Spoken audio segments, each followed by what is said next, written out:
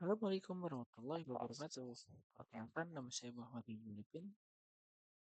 Saya mahasiswa semester 5 1 TIB 05 pagi. Dan kali ini saya akan membuat video tentang proyek UAS Data Mining. Di sini berjudul Analisis Asosiasi Pola Pembelian pada Data Transaksi Grocery. Di sini ada anggota dari kelompok 1, yaitu ada Ahmad Setia Maulana, lalu ada Bregas Gaita Lantip, dan ada saya sendiri Muhammad Hazmi Arifin. Ini kita akan membahas sedikit tentang asosiasi. Apa itu asosiasi? Dalam data mining, terdapat 5 metode untuk mengolah data dengan tujuan yang berbeda. Salah satunya adalah asosiasi. Apa itu asosiasi? Asosiasi adalah proses menemukan hubungan atau pola antara item atau variabel dalam data besar. Dalam konteks transaksi belanja, mencari barang-barang yang sering muncul bersamaan. Tujuannya memberikan insight untuk keputusan bisnis seperti optimasi penjualan atau penataan produk. Selanjutnya, asosiasi rules atau market basket analysis. Association rules adalah teknik spesifik untuk mengkuantifikasi pola asosiasi dalam data transaksi. Dikenal sebagai market basket analysis. Manfaatnya, penataan rak supermarket, promo building produk, dan rekomendasi cross selling. Di sini ada matriks utama association rules-nya. Nah, di sini matriknya yaitu ada support, rumusnya adalah support A, support B sama dengan jumlah transaksi mengandung A dan B, total atau total transaksi. Seberapa sering item set muncul data, contoh nilainya dan artinya 0,05 dalam kurung 5%. Itu item set muncul 5% transaksi. Cukup sering untuk data besar. Selanjutnya ada confidence. Rumus dan penjelasannya, confidence A, B sama dengan support A, ke B, support A seberapa sering B dibeli jika A dibeli. Contoh nilainya 0,60%, itu 60%. Jika beli A 60%, kemungkinan B juga dibeli. Selanjutnya metrik lift. Lift A ke B sama dengan confidence A ke B atau support B. Seberapa kuat hubungan dibanding random. Contoh nilai 1,8 sama dengan 1,8 kali. Lebih sering bareng daripada random atau kuat dan bermakna. Selanjutnya ada algoritma populer untuk association rules, yaitu ada a priori atau algo klasik, generate candidate item set iteratif plus purine. Kelemahannya lambat dan banyak scan database untuk data besar. Selanjutnya ada FP growth, algo yang efisien. Bangun FP3, pohon kelompok, mining tanpa kandidat berlebihan, keunggulannya lebih cepat dan hemat memori. Selanjutnya ada eCLED, itu berbasis intersection. Pakai vertical data format dan set intersection. Keunggulannya cepat untuk data dense dan mudah diparalelkan. Selanjutnya ada ACE, algo awal. Generate candidate saat scan data, kelemahan masih banyak, kandidat kurang efisien. Pemilihan algoritma tergantung ukuran dan karakter data. Selanjutnya ada pengenalan CRISP-DM. CRISP-DM atau Cross Industry Standard Process for Data Mining adalah metode standar untuk proyek data mining. Bersifat iteratif, bisa dibolak-balik antar phase, terdiri dari 6 phase utama. Pengenalan pengenalan 6 Ps RIS PDM. Yang pertama ada business understanding, yaitu menentukan masalah dan tujuan bisnis terlebih dahulu. Contohnya ingin tahu produk apa saja yang sering dibeli bersamaan. Kedua ada understanding, yaitu melihat dan memahami data yang tersedia, termasuk mengecek masalah pada data. Contohnya jumlah transaksi, isi data, data kosong atau tidak. Selanjutnya ada preparation, yaitu membersihkan dan menyiapkan data agar siap dianalisis. Contohnya, menghapus data rusak, mengubah format transaksi. Yang keempat, ada modeling. Itu menerapkan metode data mining yang sesuai. Contohnya, menggunakan FP Growth untuk mencari pola pembelian. Selanjutnya ada evaluation. Mengecek apakah hasil model masuk akal dan berguna untuk tujuan bisnis. Contohnya, aturan penggunaan lift tinggi dianggap penting. Selanjutnya ada deployment. Menggunakan hasil analis ke dunia nyata. Contohnya, laporan, rekomendasi produk, atau strategi promosi. Untuk kali ini kasus yang dianalis adalah eh, data transaksi belanja grocery yang mencakup pembelian produk sehari-hari. Analisis dilakukan dengan menerapkan metode association rules atau asosiasi untuk menemukan pola barang yang sering dibeli bersamaan. Pengerjaan dilakukan dengan software Rapid Miner serta seluruh proses mengikuti metodologi standar RIS PDM. Phase yang pertama, Business Understanding. Pada phase ini, fokus utama adalah pemahaman terhadap tujuan bisnis dari analisis data transaksi belanja grocery. Tujuan bisnis meliputi identifikasi pola barang yang sering dibeli bersamaan untuk mendukung strategi supermarket. Antara lain, optimasi penataan rak produk agar barang terkait atau agar barang terkait ditempatkan berdekatan.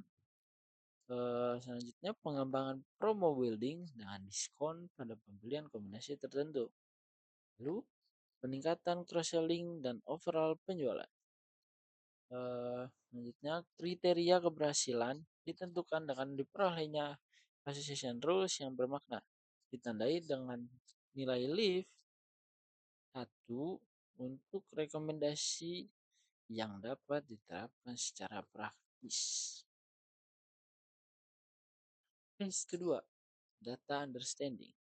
Pada phase ini, dilakukan eksplorasi awal terhadap data mentah untuk memahami struktur, kualitas, dan karakteristiknya. Data terdiri dari file Excel, itu belanja B2, ya ini gambarnya, dengan 7.501 transaksi, baris data, dan 31 atribut barang. Kalau berupa nilai biner, 1 menandakan barang dibeli, 0 menandakan tidak dibeli. Data bersifat space dengan rata-rata hanya sedikit transaksi per barang. Ini gambar ini gambar belanjanya.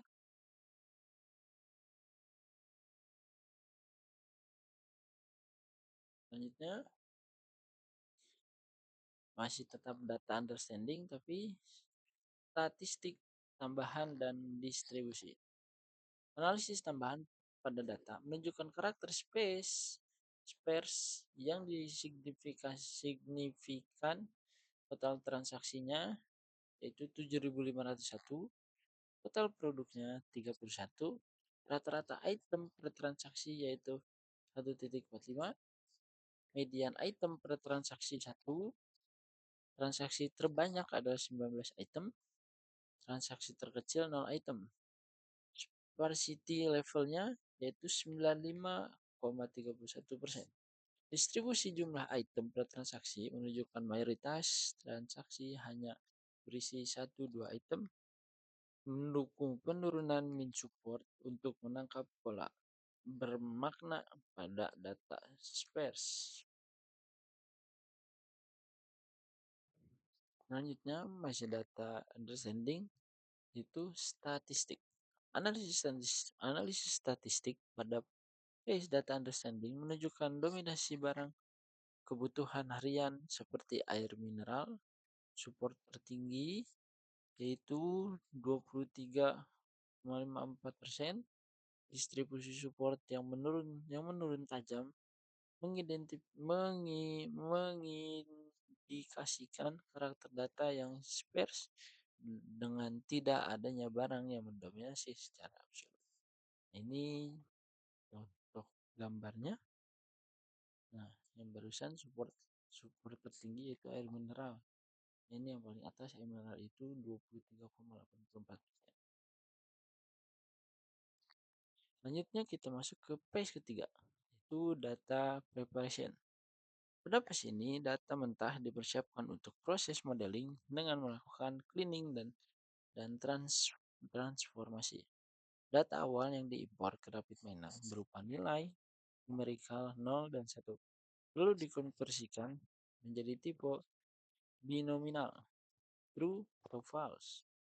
Agar sesuai dengan kebutuhan algoritma association rules, operasi numerikal to binominal digunakan dengan parameter min sama dengan 0,0 dan max sama dengan 0,01. Untuk memetakan nilai 1 sebagai true dan 0 sebagai nilai false, tidak terdapat masing-masing value atau noise signifikan lainnya pada masih dengan data preparation. Nah, di sini ada hasil transformasi. Setelah transformasi, semua 31 atribut barang menjadi tipe binominal. Setiap siap untuk mining frequency item set. Proses ini memastikan kompatibilitas data dengan operator FV Nah, sebelumnya di sini ada udang yaitu 10000, dan selanjutnya ada almond 1000 dan alpukat 100100. Nah, sesudahnya mining frequency item set, nah berubah menjadi udang true false false false false, almond true false false false false, dan alpukat true false false true false false. Nah, selanjutnya kita masuk ke metode nomor 4, yaitu phase 4, yaitu modeling, proses, dan algoritma. Pada phase ini, teknik association rules diterapkan menggunakan algoritma FP-Growth untuk menemukan frequency item set dan menghasilkan rules. Algoritma ini dipilih karena efisiensinya pada data sparse melalui perkembangan struktur FP3. Proses RapidMiner melibatkan operator FP-Growth diikuti Create Association Rules.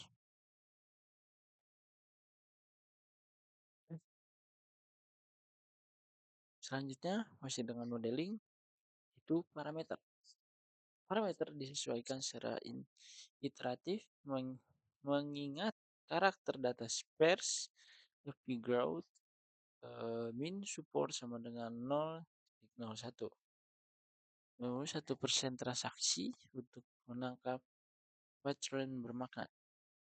Lalu ada create association rules, min confidence sama dengan 0,3, yaitu 30% untuk menghasilkan rules dengan keyakinan cukup tinggi. Penyesuaian ini diperlakukan karena support pair barang rendah akibat distribusi data yang tidak merata. Nah, ini contoh gambarnya. Yang pertama ada gambar FV growth, keduanya the create association rules. Masih dengan proses keempat, modeling, tapi di sini menggunakan parameter. Parameter dituning iteratif untuk balance jumlah rules bermakna dengan kualitas loop tinggi pada data sparse. Eksperimen 2 dipilih sebagai optimal, jumlah rules cukup, dan revisi lift tertinggi. Ini contoh gambarnya. Masih dengan phase 4 yaitu modeling, dan ini adalah hasil frequent item set. Hasil IP growth menunjukkan frequent item set, tunggal, dan pair dengan support tertinggi pada barang kebutuhan sehari-hari. Single item terkuat adalah air mineral, support 0.238. Sementara pair terkuat adalah air mineral telur dan telur dengan support 0.051. Distribusi support yang menurun tajam pada pair item set mencerminkan karakter data sparse di mana kombinasi barang jarang muncul karena bersamaan. Masih dengan hasil association pada modeling, hasil hasil association rules menunjukkan pola asosiasi yang sangat kuat. Ditandai dengan nilai leaf yang tinggi hingga 6.372 72.000 pada kombinasi premise yang relatif jarang. Hal ini mengindikasikan bahwa ketika pelanggan membeli kombinasi barang tertentu, hanya ayam dan almond atau air mineral dan bayam, kemungkinan membeli barang conclusion seperti burger atau minuman rasa jauh lebih tinggi daripada secara asal. Pola-pola ini tetap bermakna meskipun support rendah sebagai konsekuensi dari karakter data yang sparse. Di sini ada perbandingan algoritma full growth dan a priori. Nah, di sini ada beberapa contoh gambar. Nah, hasil epic growth berhasil menemukan rules bermakna dengan lift tinggi pada data sparsity 95.1%. Perbandingan dengan a priori atau parameter sama menunjukkan a priori gagal menghasilkan large item set. Rules mengonfirmasi keunggulan epic growth. Di sini ada contoh gambar-gambarnya. Selanjutnya ada fase kelima, yaitu evaluation atau pengantar. Pada fase ini, hasil modeling dievaluasi dari aspek metrik, teknis, support, confidence, dan belief. Dan kebermaknaan bisnis, evaluasi bertujuan untuk memastikan bahwa association rules yang dihasilkan memiliki pola asosiasi yang kuat dan dapat memberikan insight praktis meskipun support relatif rendah akibat karakter datang sparse. Nilai lift yang tinggi mengidentifikasikan hubungan signifikan antar barang. Selanjutnya masih tetap dengan evaluation. Di sini ada tabel association rules. Tabel berikut menunjukkan association rules terpilih setelah filtering dan sorting berdasarkan lift. Rules ini menjadi dasar evaluasi teknis dan bisnis. Dengan lift tinggi, mengidentifikasikan pola kuat meskipun support rendah akibat sparse. Nah, di sini ada contohnya. Di sini ada gambarnya. Nah, di sini yang paling besar yaitu premisnya ayam almond. Conclusionnya itu ada burger. Nah, di sini yang besar adalah ayam dan almond. Gambarnya. Masih tetap dengan evolution. Selanjutnya ada visualisasi hubungan rules. Growth network dari Rapid Manner menggambarkan hubungan premise kiri dan conclusion itu kanan pada rules terfilter. Visualisasi ini memungkinkan identifikasi pola asosiasi secara keseluruhan dengan cluster dominan pada air mineral sebagai conclusion utama. Cluster padat ini mengindikasikan bahwa air mineral sering menjadi barang pelengkap pada transaksi dengan primus premium atau langka meskipun support rendah akibat data sparse. Selanjutnya masih dievaluasi yaitu ada top rules by lift. Rules dengan lift tertinggi mengindikasikan pola asosiasi paling kuat. Lift tinggi pada premise premium atau langka terhadap air mineral menunjukkan hubungan signifikan meskipun support rendah. Nah, di sini ada top association rules berdasarkan lift. Yang paling tinggi di sini ada minyak plus zaitun plus sup, minyak zaitun plus sup ke air mineral. Itu selanjutnya, dan ini ada gambarnya.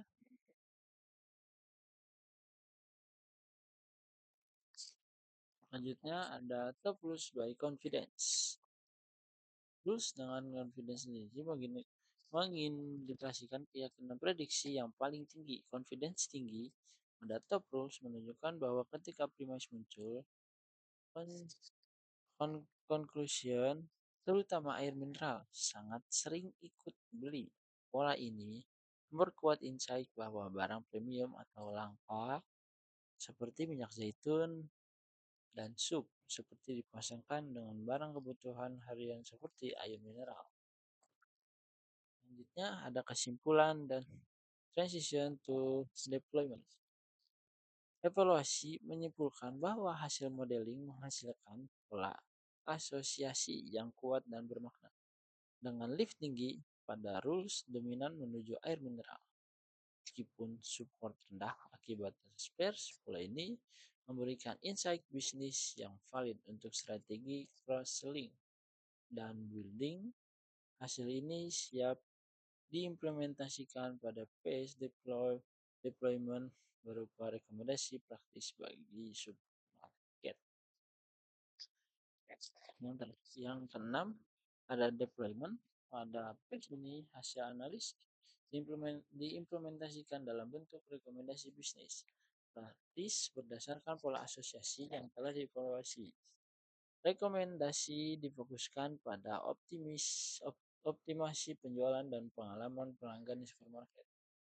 Rekomendasi bisnis utama atau bullet formal yaitu ada penataan rak, ditempatkan air mineral berdekatan dengan barang premium seperti minyak zaitun, sup, almond, dan udang untuk memanfaatkan pola lift tinggi. Selanjutnya ada promo building, tawarkan diskon pembelian bersama air mineral dengan premise. Rules confidence tinggi, misalnya sup atau minyak zaitun. Selanjutnya ada cross selling di kasir. Rekomendasikan air mineral atau telur pada transaksi dengan premise terkait. Selanjutnya ada monitoring. Lakukan analisis ulang secara periodik dengan data transaksi baru untuk validasi dan penyesuaian rekomendasi. Selanjutnya masih deployment, tapi ini contoh realnya. Rekomendasi produk promo building pada rak barang harian untuk meningkatkan cross selling. Ini contoh gambarnya.